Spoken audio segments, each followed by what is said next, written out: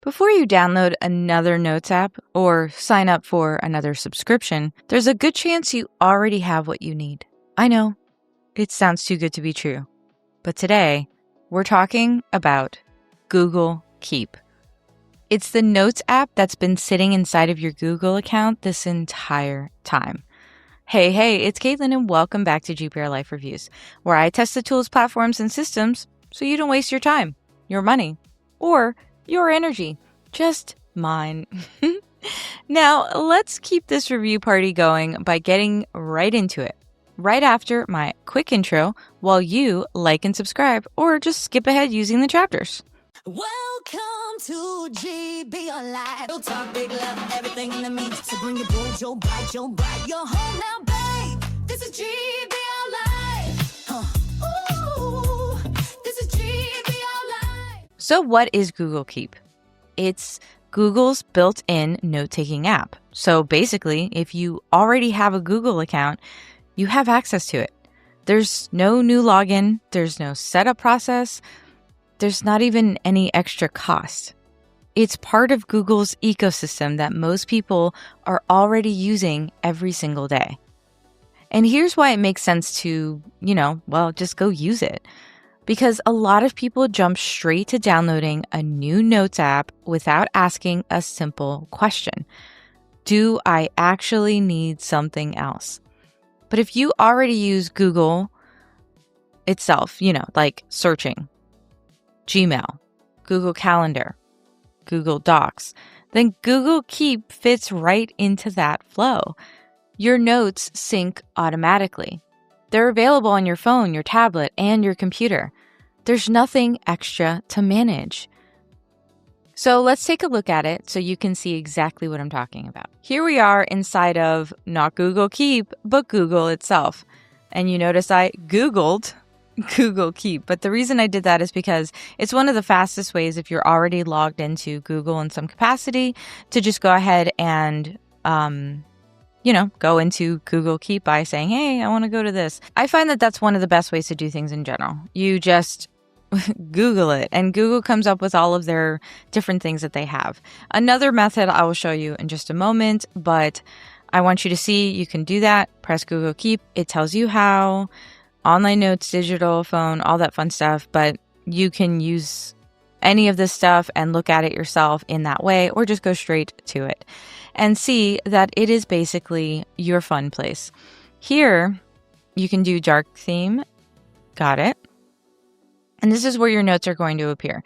You can add notes with images. You can add notes with drawing, and you can add a new list. I know what you're thinking. This is a great place for your grocery list. And you're right. It is. It absolutely is. But the other thing is it's great for reminders. So if you think like Todoist, where you can actively put a reminder for you, well, that works. And then remember, Google is an ecosystem. So this works across the board. So it does work with your calendar and with docs and things like that. It works with everything because it's all under the ecosystem of Google. So it's great for your ideas, your lists, your reminders, and things that you want to remember later and basically know that you're going to be able to go open it, write the note, and move on. It's not really meant to be like an ecosystem within it. It's meant to add to that ecosystem. So there's no folders that you need to build or no system to maintain here. And there really is no learning curve. At this point, it's all about simplicity. In other words, notes. Okay, I want to write a note. So I'll just go in and start writing a note. Here is a note. And I'm doing this with my mouse, which is horrible. So we're just going to get rid of that because that's insane. And I think it's because I use the drawing option. But another way to do this is you literally just click right here and you just start typing in a note. This is a test note. Testing, 1, 2, 3. Within here as well, you can add a label, add drawing, make a copy, show checkboxes, copy to Google Docs, and then your version history. You want it to be a certain background, you can do that. I mean, I don't feel like you can see things very well. Maybe you just want this to be a little more pretty for you. Actually, let's do that green. I think that matches a little bit better.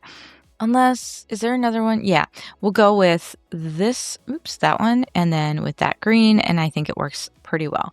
But if I want to do anything different inside here, I just literally just click on the note and that's it.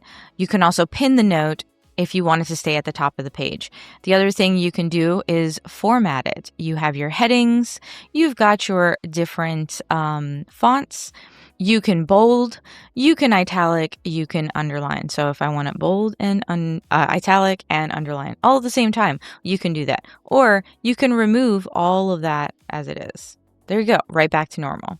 And it also tells you when it was last edited. The other thing you can do is reminders. So if you need to remind yourself, not today at 12:30, but let's say Friday, when you guys see this, at 1 p.m. does not repeat. Did you finish this? I could say blog, but it's a vlog post. Oh my God, get it done, because sometimes I need that. And then close that. And there you go. And that will add directly to my notes. It's a reminder.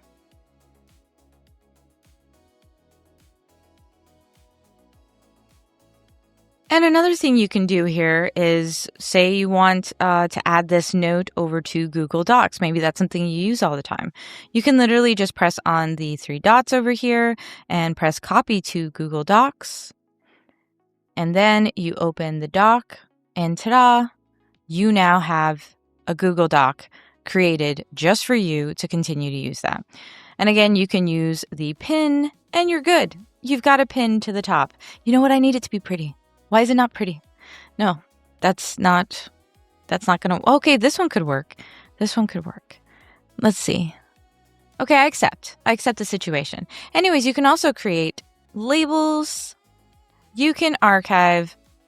How do you archive? Okay, well, this is at the top of this thing. So let me just go ahead and delete this. Delete the note. Let's delete both the task reminders. And if I go over to archive, it did not go over there because it's in trash. But if I go over to this, I can just click on archive and ta-da, it's now an archive. So this is my test note archived and my other note trashed. Now I want it to be permanently deleted, so I can just press restore, or I can delete forever. I can do the same thing with this right here.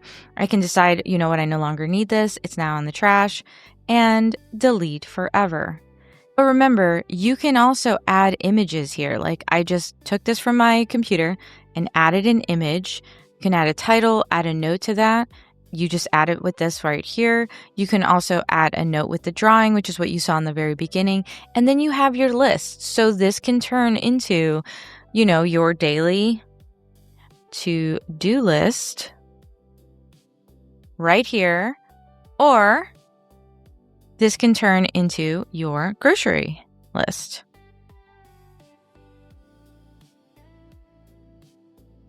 And you can utilize this directly on your phone. So remember, if I were to do something like this and then go into my phone, my grocery list is going to be there. So I can do it all on my computer and then decide that I'm going to go into this and say, I need bananas. And it's actually saying it for me. Apples. That's it coming up for me because it already knows that these are things that people would want or need. So it's helping you figure out what you're trying to add. Uncrustable. See, I didn't even have to worry whether or not it knew the item. It knew, and it's already adding it because Google has all that information already. And then, okay, close. And I'm going to show you that it's already in my phone with this actual list and all of these items right here. And I'm going to put that right here.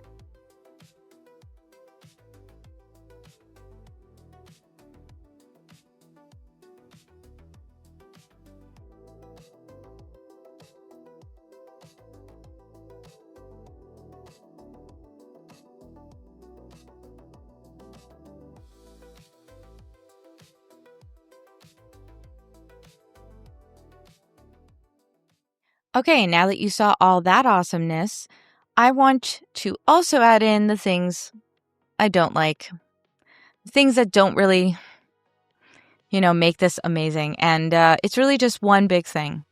It's not a full productivity system. So essentially, it's not going to be a replacement for long-form writing apps or complex planning tools like, ClickUp or Notion.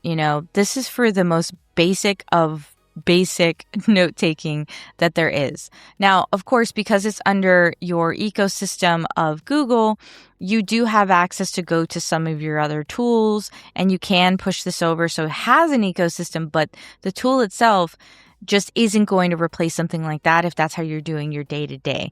But it does this one job really well, keeping notes and having that accessible inside of everything else that you would already have on hand, like your phone or your computer. So is Google Keep actually worth using? Well, first and foremost, I normally go into pricing and I'm going to say, yeah, because it's free. And it's definitely ideal for anybody who already has a Google account, doesn't want another subscription, and doesn't want a whole other app ecosystem to have to worry about managing. It's just a reliable place for notes and lists. And if you're trying to reduce digital clutter instead of adding to it, this is an easy win. But it's not ideal if you're looking for a big integrated planning tool, or if you hate Google and their lack of ability to steal your data. Overall, Google Keep isn't flashy. It's not trying to sell you upgrades. It's just quietly included with the tools that likely you're already relying on. Because most of us have a Gmail account at this point. That alone gives you access to this. That's all you need. And because of that, I'm going to give it the GBRLIFE rating of a 3.5. But it's losing 1 point because in a way, it's almost too basic. And a half a point because, well, they, like to have their hands in all of your data. And many of these tools are going to start losing points on the GBRLIFE rating because of things like that. Now, I want to hear from you. What note-taking app or tool are you obsessed with? Or are you sticking with pen and paper? Totally get it. I love pen and paper. I mean, to the point that I am literally obsessed with notebooks. And that's for a whole other day. Although, if you have a notebook that you absolutely love and want to tell everybody about, or a new note-taking app, that's amazing. Drop all of those thoughts and links to those great notebooks below. But that's it for this week's review. But you can keep this party going if you really want to with the companion blog on GBRLIFE.com. The link is in the description and in the comments. And if you want more honest, no fluff breakdowns, check out the GBRLIFE Reviews playlist. And there you will also find last week's review on Brave Browser's AI tool, Leo. Is it the private AI tool of your dreams? We'll find out when you watch the next one. And remember, with everything on GBRLIFE.com, and my fabulous Mama Koala clothing line, which is not all just, koalas. It's an entire clothing line that's meant to be comfortable for the entire family. You don't have to be without GBRLIFE in your life. Now go watch another review or check out the companion blog, and I'll see you in the next one. Bye.